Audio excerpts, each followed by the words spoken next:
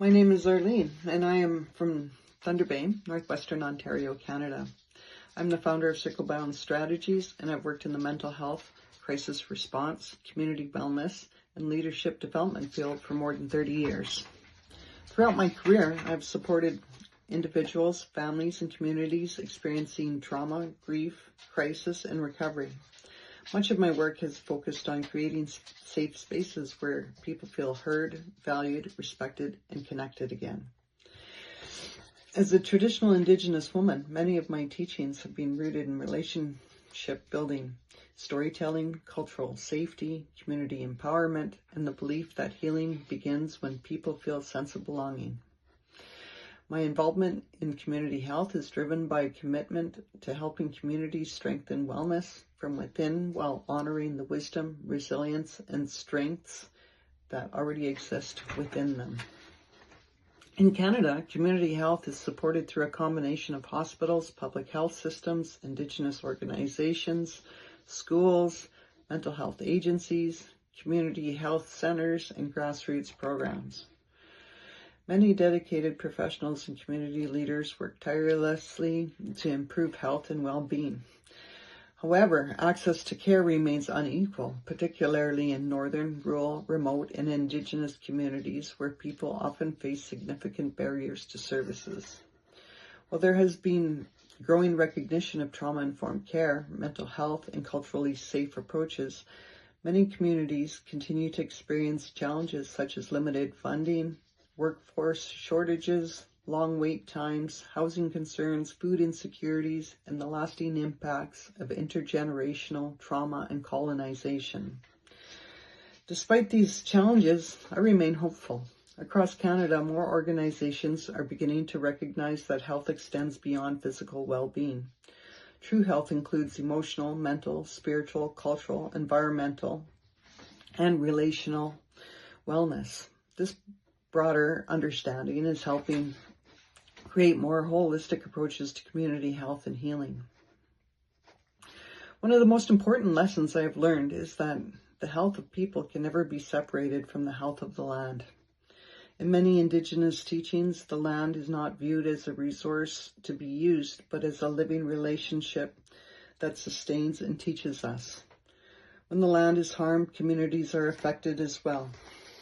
Climate change, environmental degradation, food insecurity, displacement, and loss of access to traditional lands can have profound impacts on mental, emotional, physical, spiritual, and cultural well-being. I have also learned that vulnerable populations often experience the effects of environmental and social inequities first and most severely. Because of this, climate justice and community health must be viewed as interconnected. Healing communities requires more than treating symptoms. It requires restoring relationships with the land, with culture, with identity, and with one another. Sustainable health outcomes are more likely when people feel connected to something larger within themselves and when communities are empowered to protect both people and the environments that support them. I have learned that communities are strongest when people feel respected, included, and genuinely heard. People rarely respond well to being judged, talked at, or treated as statistics.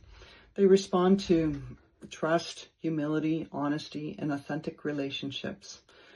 Some of the most powerful moments I have witnessed began with simple conversations where people felt safe enough to share their experiences openly.